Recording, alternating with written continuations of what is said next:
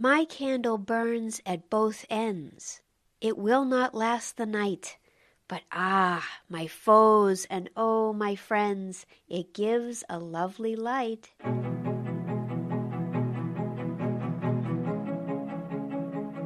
Hello, I'm Abram Vanningen.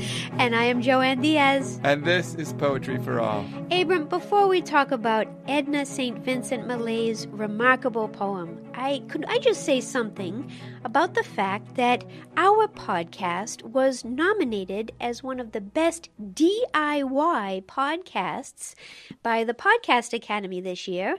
Do you think of yourself as a DIY person typically? It's a regular sort of garage band podcast we got going here. But it's we could fly to Las Vegas for this, man. I mean, this is big. I was thinking of getting like a sequin top, and maybe a special champagne flute. We're not going to be able to go to Las Vegas for the event, but we can watch on Zoom. It'll be streaming. I just want to give a super long thank you speech until they hook me off, and they start playing the music and they usher me off and everyone's like embarrassed for me. That's all I want. That's my goal, is just complete embarrassment. That would be amazing.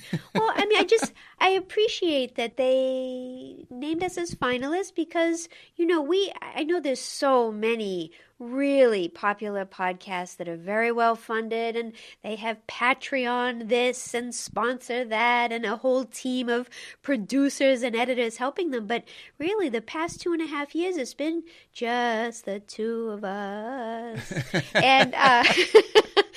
But somehow this little thing we've been doing has appealed to some people, and boy, do I appreciate that. So I just wanted to recognize that. Absolutely. Well, today we're going to move on to Edna St Vincent Millay, and she's got a poem called She Had Forgotten How the August Night. Would you like me to read this poem for us? I would love that.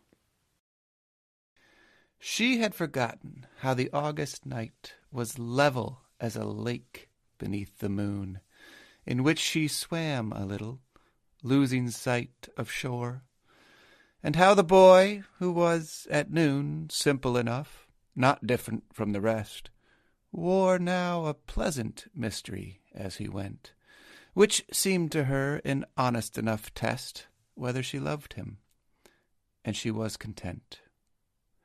So loud the million crickets choir, so sweet the night, so long drawn out and late.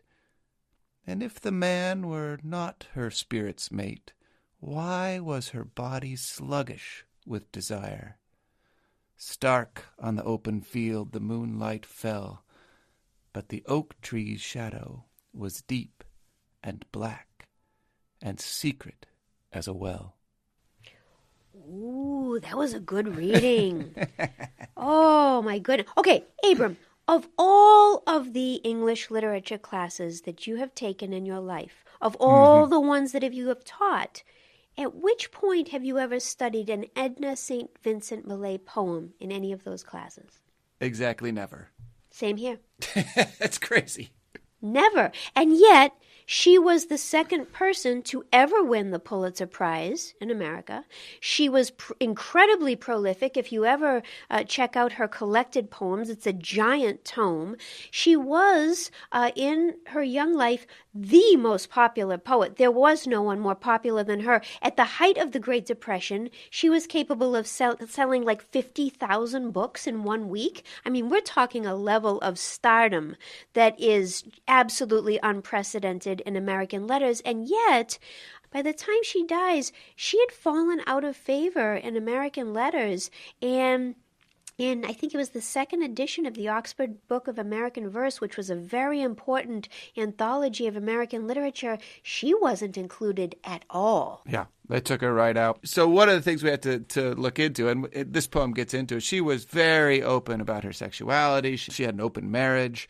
And what's interesting is that a person like her, who was, considered a model of the new woman and compared to Sappho as this great bisexual, wonderful poet talking about love all the time and doing it with such skill and such power, that she would be incredibly popular as well. Well, yeah, I think I love what you're saying there, and I think that's important to keep in mind her historical context. She's born in 1892 into very, very modest financial circumstances.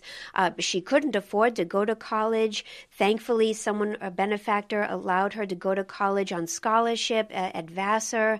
But she was strapped for money in her young life. But she's born into a culture where suddenly this concept of the new woman, an emancipated woman who wanted to live outside of the home, outside of the realm of domesticity, was suddenly becoming a really popular paradigm. She came of age in a culture that was talking about reproductive rights for women, in an age that was talking about voting rights for women, and she was all there for it. Very progressive in her politics, very bohemian in her lifestyle. She was not only a poet, she was a playwright, she was an actor, she was with the Provincetown Players, which was a really important progressive theater in Greenwich Village in New York City in the 1920s. I mean, she was rubbing elbows with people like Eugene O'Neill and John Reed and Paul Robeson. I mean, this was the cultural milieu of which she was a part. And people loved her for that, but the very thing that made her so sexually appealing, her poetry that was so open, her persona that apparently she was so popular at these poetry readings that she would give that people would just swoon. I mean, she was like a rock star, right? But then things changed for her. Yeah, so she was known for these love poems and such things, but she was also politically invested, and she was a pacifist, and she was a sympathizer with communists, not a communist herself, but she wanted this free and equal society that she saw a lot of different political movements moving toward. But it's one thing to be known for love poetry and another thing to be known for political poetry. And when Sacco and Vanzetti, which is this big famous case in American history, when they were executed and she protested against that, she started to move from writing primarily about love and sexuality to writing about politics. And people were not ready for it. They had put her in one box, and when she went into a different box, they weren't going to have it. What's interesting is that there's so many poets, playwrights, and others of the period who were doing the same sort of thing, who were very active in political poetry, political writing, who were also writing, love poems as well. But they hadn't been put into a box the way Edna St. Vincent Millay had been, and therefore they were allowed to this kind of range. But she was not allowed that same kind of range. And so people started to say, well, stay out of politics, basically. Yeah. give us the open love poems that we've loved you for, but stay. That's not your zone. Stay out of politics. And this was part of her sort of fall from grace in the 30s and 40s, as people just weren't ready for her to be talking about these things. It's very interesting. So there's something paradoxical there, where the very thing that made her so immensely popular, it did have an effect on her critical reception as time went on. However, the beautiful thing about Edna St. Vincent Millay is that she was a very prolific correspondent, and her sister Norma worked tirelessly to preserve her literary estate.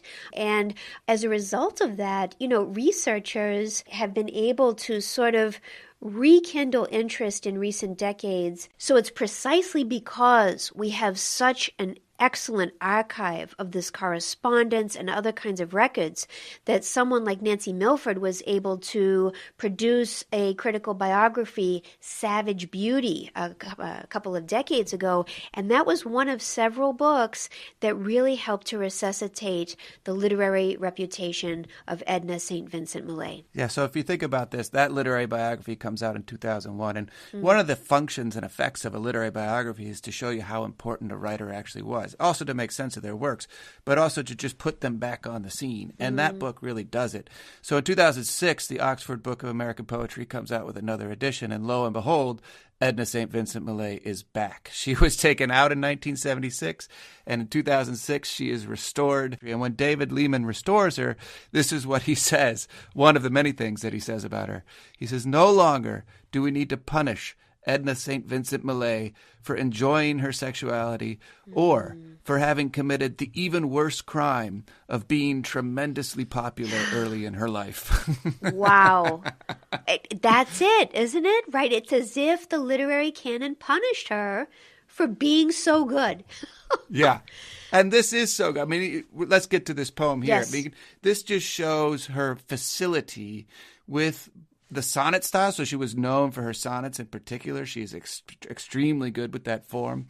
But when I say that somebody's a master of the sonnet, when somebody's super good at the sonnet form, part of what I mean when I think of that is they've mastered exactly where the turns come, exactly where the stops come, and the language feels extremely natural, even as it fits into this form, even as the rhymes fall into place, and then it sort of seals itself up at the end. And so you have this single insight, single thought, this single little song, all sort of wrapped up tight in this package, and yet it feels almost effortless, almost as if she's just talking to you. I like that. And, we have covered so many sonnets on this podcast, the vast majority of which have been written by men. And, historically, it is a male poetic form. And by that, I just mean that it has its origins in a rhetorical position of the male author who is pining for an absent object of desire. That's where it comes from with Petrarch, Shakespeare, Sidney, Wyatt, etc. But here, it's always interesting to see what a woman poet will do with the form. Yeah, and I just think, just to emphasize that point, sonnets, whenever you write a sonnet, they speak into this very long tradition. And exactly as you say, I mean, where the tradition often begins is this pining for an absent object of desire. And if you look at what she's doing in this poem, it's almost the exact opposite, right? Here's this very normal boy, and he's just here. I'm definitely not pining for him, and he's definitely not absent. But, maybe we should just have a roll in the hay anyway. Yeah. So it's just like a total flip of the entire 700-year tradition, at least where it began, from this woman's point of view. And she gets into it, though, by talking about this shift from the sort of boring daylight noontime hour to the kinds of mysteries that moonlight makes possible. She had forgotten how the August night was level as a lake beneath the moon, in which she swam a little, losing sight of shore, and how the boy, who was at noon simple enough, not different from the rest, wore now a pleasant mystery as he went, which seemed to her an honest enough test whether she loved him, and she was content. Content. Is that what you want to hear? No. I'm content. No. Two people are infatuated with each other. If one says to the other, I am content. The moonlight on your body is an honest enough test. It's sort of like, okay, let's do this. It's very, is there a tone of, what would you say, resignation here, or a sense of, well, this is sufficient, it's honest enough, I am content? One of the things I see playing out in this poem is this back and forth between control and decision and a kind of willing letting go of control. So on the one hand, as we're talking about here with the word content and so on, she's making this choice. That is, he's not choosing her, she's choosing him.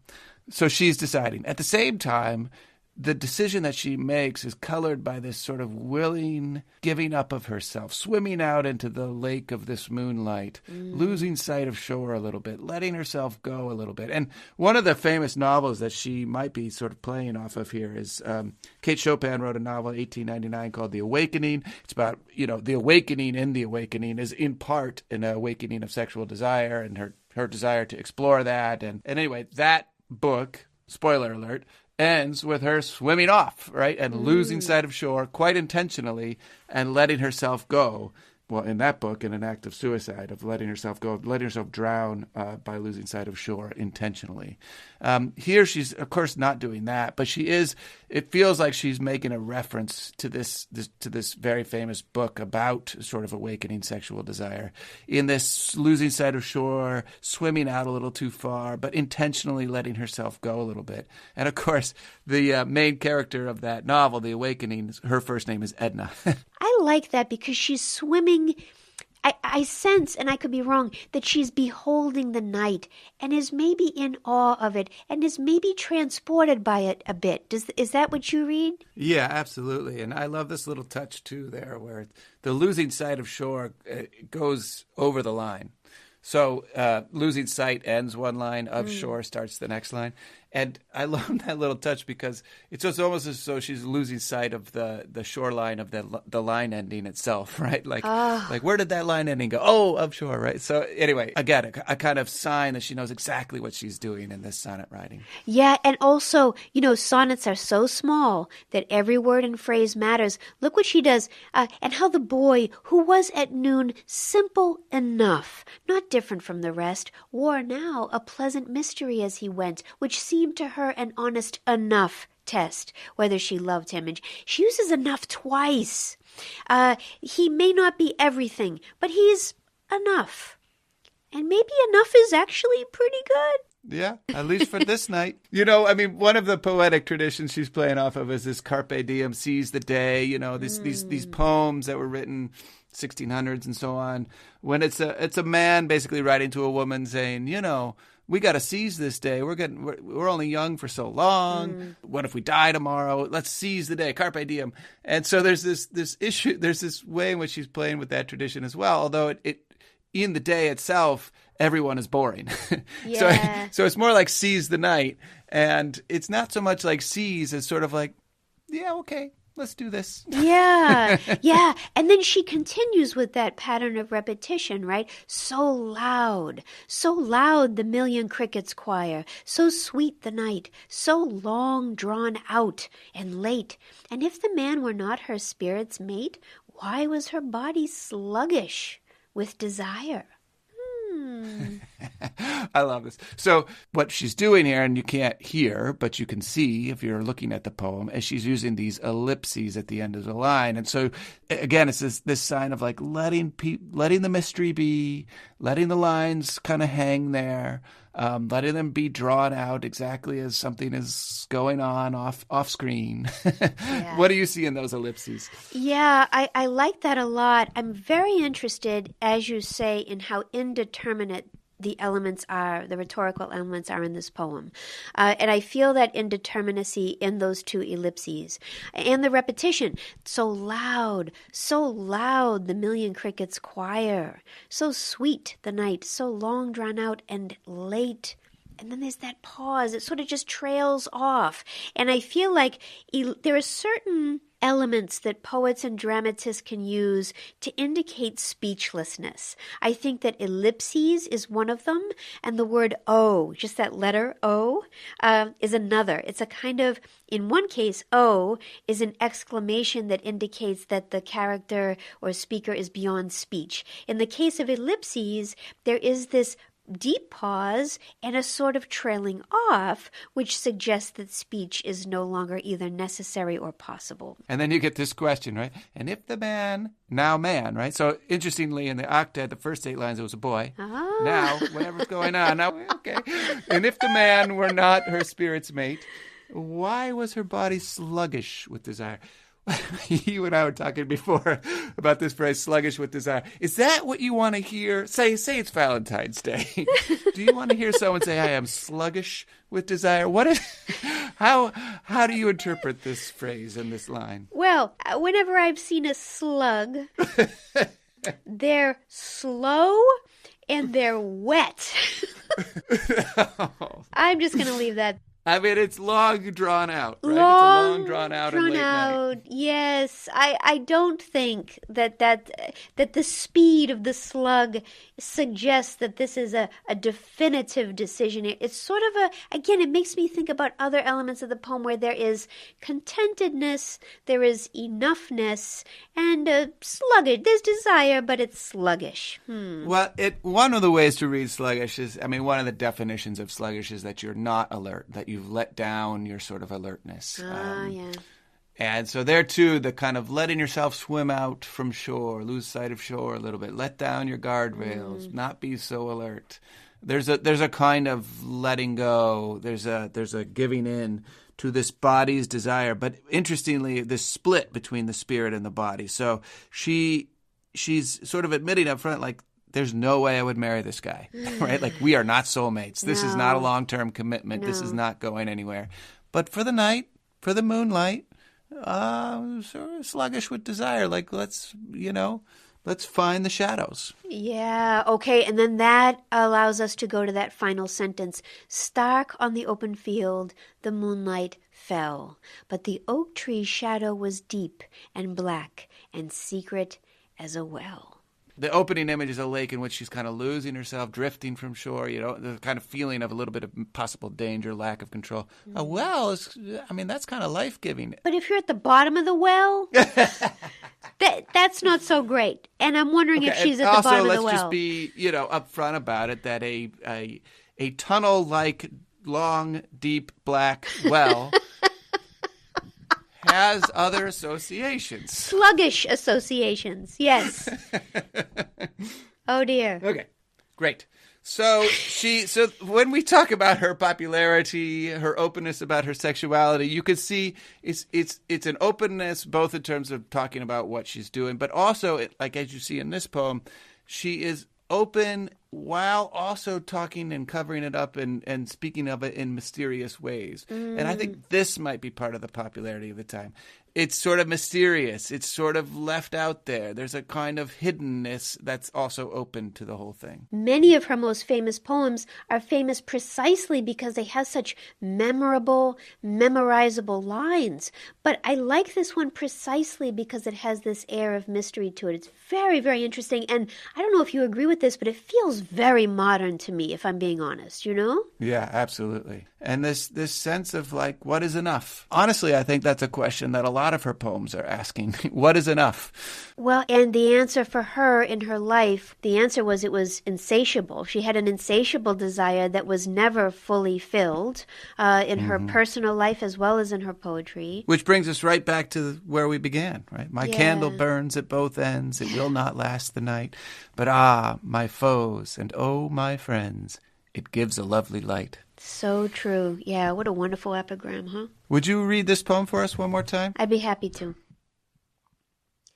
She had forgotten how the August night was level as a lake beneath the moon, in which she swam a little, losing sight of shore, and how the boy, who was at noon simple enough, not different from the rest, wore now a pleasant mystery as he went, which seemed to her an honest enough test whether she loved him, and she was content.